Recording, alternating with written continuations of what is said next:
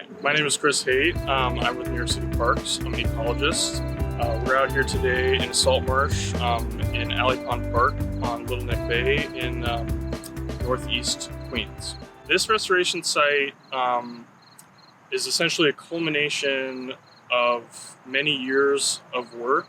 So we did the original ecological assessment in 2014, and the data that was from that, we determined that there was extensive shoreline loss here, particularly at this site, but also citywide.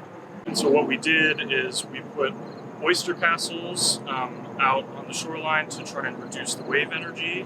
And then we came in with some sand and plants behind the oyster castles to rebuild that marsh. So for EA 2.0, we did another analysis looking at shoreline loss in the last 10 years, and we found that unfortunately it's still happening at this site. But we have also gone out to 6 of our long-term monitoring sites to collect data on the ground.